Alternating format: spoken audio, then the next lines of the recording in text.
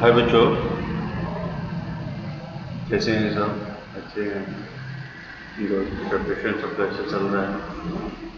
आपका ग्रुप सबका अच्छा चल रहा होगा। जो अपन लास्ट जो पढ़ा था वो अपन वर्ण सिस्टम पढ़ा था। उसके बाद अपन जो अभी आज पढ़ने वाले हैं, तो इससे पहले जो अपन का था वो प्रतिरोध का ताप का प्रभाव अपन पढ़ रहे हैं। तो हमने चालकों के लिए अपन पढ़ चुके हैं कि चालकों का जो अल्फा है, प्रतिरोधकता का ताप गुणांक जो अल्फा है उसकी वैल्यू निकाली थी। और उसकी वैल्यू निकालने के लिए हमने ये पूरा फॉर्मूला यूज़ किया था। और ये हमारा वैल्यू आई थी एक्सटेंट है alpha delta rho upon rho not T. ठीक है, ये अपन जब निकाल चुके हैं। अभी आज जो हम अपन ये जो चैप्टर स्टार्ट करेंगे वो चैप्टर अपन यहाँ से स्टार्ट कर रहे हैं कि इस चैप्टर का विद्युत रोधी पदार्थों के लिए ताप का क्या इफेक्ट पड़ेगा कि अगर जो इंसुलेटर्स हैं, जो इंसुलेटर पदार्थ हैं, यानी विद्युत रोधी जो पदार्थ है जिनके अंदर से धारा नहीं बह सकता, उन पदार्थों पे अगर ताप का इस्तेमाल किया जाए, उस पर ताप कम या ज़्यादा किया जाए, तो ऐसी कंडीशन में क्या होगा कि विद्युत रोधी पदार्थों में ताप कितना क्या होगा वो देखना है इसको। तो सिंपल सी बात है कि देखो, ताप बढ़ाने पर कई जगह पर चालकता के अंदर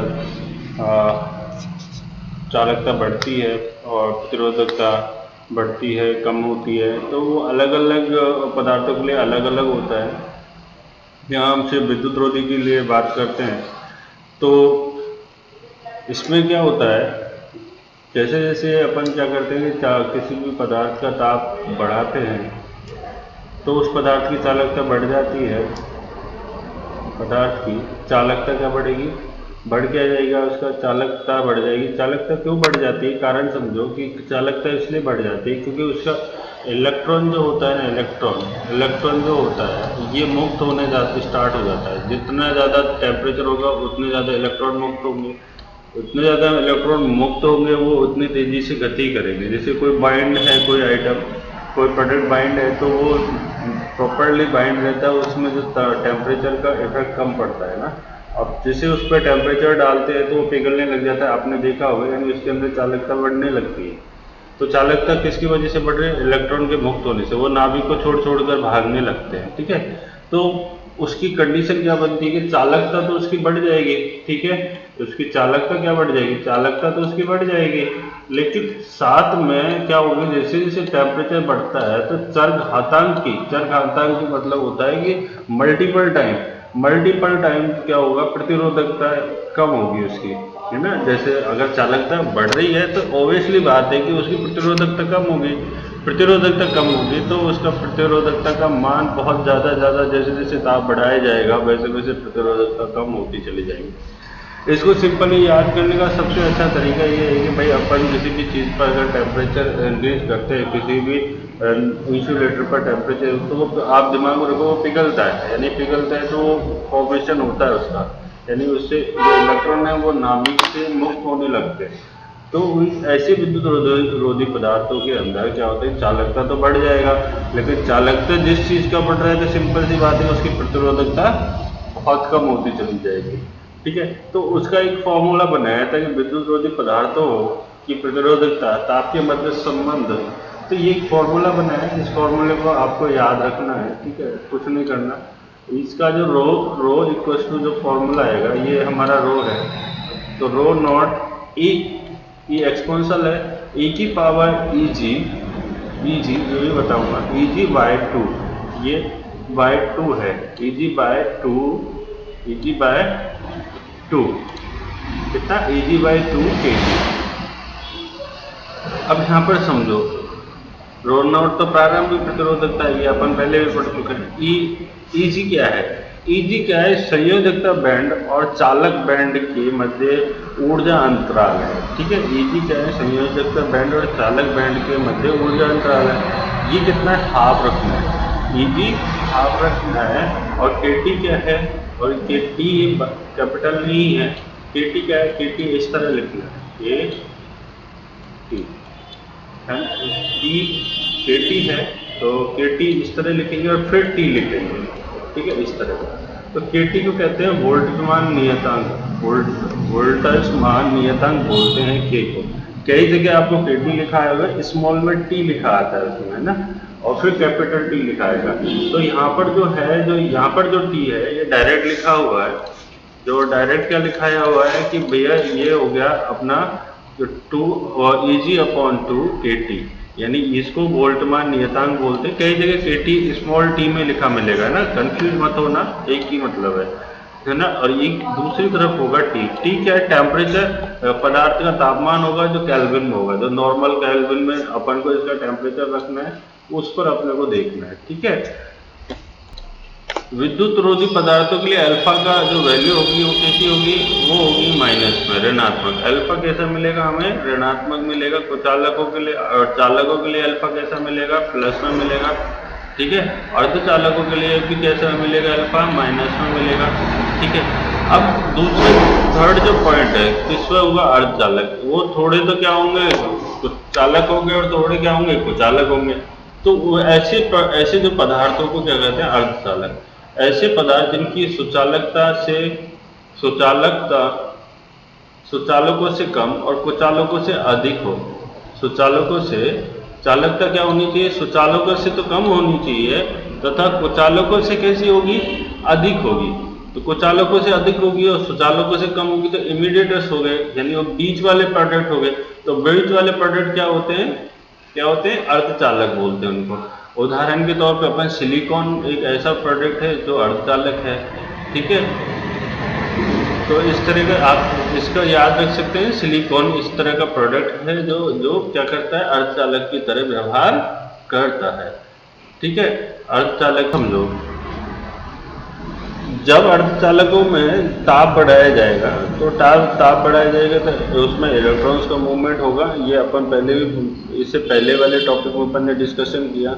तो होल्स की संख्या भी इंक्रीज होगी। होल्स जिसको कोटर्स बोलते हैं, कोटर्स जो संख्या होगी वो चरघांतिक रूप से इंक्रीज होगी, चरघांतिक रूप से वृद्धि होती है उनके अंदर। और पदार्थों की चालकता बहुत तेजी से बढ़ती है ना, बहुत तेजी से बढ़ती है। और प्रतिरोधकता बहुत तेजी से कम होता है इसके अंदर। सेम कंडीशन उसी में भी सेम था और इसके अंदर भी लगभग सेम ही है, ठीक है। इनको ये कह सकते हैं परम शून्य ताप पर पदार्थ की चालकता का मान लगभग 0 के लगभग हो जाता है कुचालकों में। लेकिन इनके कुचालकों के अंदर क्या है? परम शून्य ताप होता है उसके अंदर 0 हो जाता है, वो लगभग 0 हो जाता है। लेकिन अर्धचालकों में इसमें थोड़ा इससे डिफरेंट आता है। अर्धचालकों के अंदर अगर ये परम शून्य ताप पर भी इनके अंदर कुछ चालकता बनी रहती है, और इसका मान जो अर्धचालकों का जो अल्फा का जो मान होगा वो हमें मिलेगा ऋणात्मक कंडीशन में। कैसे मिलेगा? ऋणात्मक। अगर इसका कर्व अगर आप ध्यान से देखोगे, तो कर्व ध्यान से देखो एक बार, तो कर्व क्या कहना चाहता है? कर्व कह रहा है कि ये मेरा रो है और ये मेरा टी है, ठीक है। ये क्या है? अपना रो है और ये क्या है? अपना टी है, ठीक है। अब यहाँ पर जब टेम्परेचर 0 था तो इनके अंदर कुछ ना कुछ तो कुचालक था, कुछ ना कुछ चालकता थी, ठीक है। ऐसा नहीं है नहीं थी। जैसे टेम्परेचर इंक्रीज होता है तो ये इनका कुचालकता का जो फॉर्मूला है, जो ये इनकी जो प्रतिरोधकता है, वो धीरे धीरे रिड्यूस हो रहा है। जैसे जैसे टेम्परेचर इंक्रीज होगा, तो टेम्परेचर इंक्रीज होगा तो क्या होगा? तो उसकी रो की वैल्यू क्या हो जाएगी? डाउन हो जाएगी। रो की वैल्यू क्या हो जाएगी? डाउन होने लगती है, ठीक है। ये समझ में आएगा जैसे जैसे तापमान बढ़ाते हैं तो वैसे वैसे रो की वैल्यू कम होती चली जाती है। क्या होती है? रो की वैल्यू कम होती चली जाती है, ठीक है। यहाँ तक तीनों चीज़ों में डिफरेंस समझ में आ गया। चालकता में क्या होता है और कुचालकता विद्युत रोधी में क्या होता है, और अर्धचालकों के अंदर क्या होगा जब तापमान उनके ऊपर अपन लाइज करते, जब टेम्परेचर उनको दिया जाता है तो कैसी कंडीशन आती है। तीसरा और इसका अंतिम, ये अपने 3 थे कि चालक, कुचालक और अर्धचालक। उसके अलावा एक और पॉइंट बनता है, वो आता है अति चालकता का। अति चालकता क्या होती है? ऐसे प्रोडक्ट होते हैं जिनमें चालकता बहुत बड़े लेवल पर होती है, बहुत ज़्यादा होती है। कुछ धातु या मिश्र धातुएं इस तरह की पाई जाती है जिनकी अति चालकता होती है, इनका क्या होता है, इनके साथ प्रॉब्लम क्या है, जैसे कोई कहता है ना बहुत तेज दौड़ता है, तो वो बहुत तेज दौड़ता है तो बहुत तेजी से वो रुक भी जाता है। सेम कंडीशन इन्हीं के साथ होती है, जैसे बहुत तेज दौड़ता है वो ज़्यादा देर तक नहीं दौड़ सकता, ठीक है, वो कुछ टाइम के बाद वो अचानक उसको रुकना ही पड़ेगा क्योंकि थक जाएगा। सेम कंडीशन इन्हीं चीज़ों के साथ, इसी अति चालकता वाले पदार्थों के साथ होती है। जैसे कुछ ऐसे धातु और कुछ मिश्र धातु पाई जाती हैं जिनके साथ अति चालकता का व्यवहार होता है, वो एक निश्चित ताप से कम कर दिया जाए। जैसे मान लो कोई किसी किसी का ताप मान लो 5 केल्विन से अगर नीचे का ताप कर दिया जाए तो उसकी प्रतिरोधकता घट घट जाती है, वो जीरो हो जाता है, फिर वो काम का नहीं रहता। जैसे किसी आपने सर्दियों में देखा होगा कि गर्मियों के कई प्रोडक्ट ऐसे होते हैं जो सर्दियों में ऑटोमेटिक जम जाते हैं ना, आपने देखा होगा। तो उनका एक निश्चित टेम्परेचर पर रखना पड़ता है। जैसे कुछ मेडिसिन आती हैं, है ना, मेडिसिन को कई देखा होगा कि कुछ मेडिसिन को फ्रीज में रखना पड़ता है कि उसको एक नेचुरल एक निश्चित ताप में रखना पड़ता है। उसका एक मतलब एक निश्चित वैल्यू होती है टेम्परेचर की। अगर इससे कम या इससे ज़्यादा हो जाता है, इससे कम या ज़्यादा हो जाता है, समझो बात को, अगर इससे कम या ज़्यादा हो जाता है तो वो चीज़ खराब हो सकती है। वो अति चालकता के फॉर्म में आते हैं, यानी कुछ धातु और कुछ मिश्र धातु इस तरह की होती है, अगर उसको निश्चित ताप से कम कर दिया जाए तो उसकी प्रतिरोधकता तेजी से घटकर शून्य हो जाती है, और ऐसे पदार्थों को अतिचालक पदार्थ कहते हैं। ऐसे पदार्थों को अतिचालक पदार्थ कहते हैं। इम्पोर्टेंट है, नोट कर लेना, बहुत जगह काम आएगा, ठीक है। तो इस पदार्थ के गुण को अतिचालकता, ऐसी पदार्थ के जो गुण हैं उसी को ही अतिचालकता कहते हैं। और इसको पहले सबसे पहले किसने डिफाइन किया था? 1911 में एक डच फिजिसिस्ट हुए थे जिनका नाम डच जो थे भौतिक शास्त्री थे, उन्होंने फार्मेलिंग ओम्स ने, इनका नाम क्या था ये देख लेना, है ना। फार्मेलिंग ओम्स ने सर्वप्रथम इसका पता लगाया था, और उन्होंने पाया कि जब पारे का तापमान, उन्होंने किस पे प्रैक्टिकल किया? पारे पर किया। किस पे प्रैक्टिकल किया? पारे के ऊपर किया। अगर पारे का टेम्परेचर 4.2 केल्विन किया जाए, 4.2 केल्विन किया जाता है तो उसकी प्रतिरोधकता उसकी जीरो हो जाती है। क्या हो जाती है? उसका रो क्या हो जाता है? रो क्या हो जाता है? जीरो हो जाता है। किस पर? पारे का 4.2 केल्विन पर कितना हो जाएगा? रो जीरो हो जाएगा, ठीक है। इसकी जिस ताप पर कोई भी किसी भी पदार्थ की प्रतिरोधकता शून्य हो जाए उसको क्रांतिक टेम्परेचर भी बोलते हैं। अभी जो अपन पढ़ेंगे, अभी एक टॉपिक और होता है इसके बाद, प्रतिरोध पर ताप का प्रभाव, प्रतिरोध पर भी टेम्परेचर का फर्क पड़ता है, ठीक है।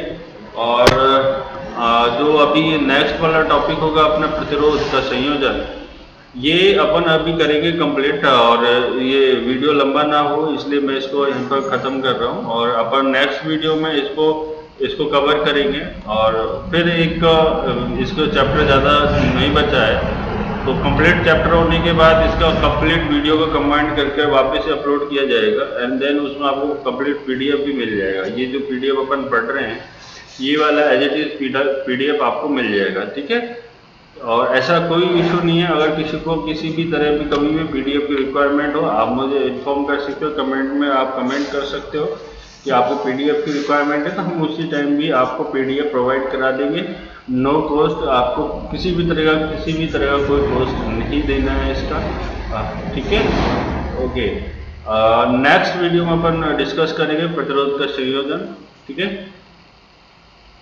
और प्लीज़ चैनल को सब्सक्राइब कर लो, और जिससे आगे अपन आसान रहेगा एक दूसरे तक पहुंचने में, और वीडियो को लाइक कर देना।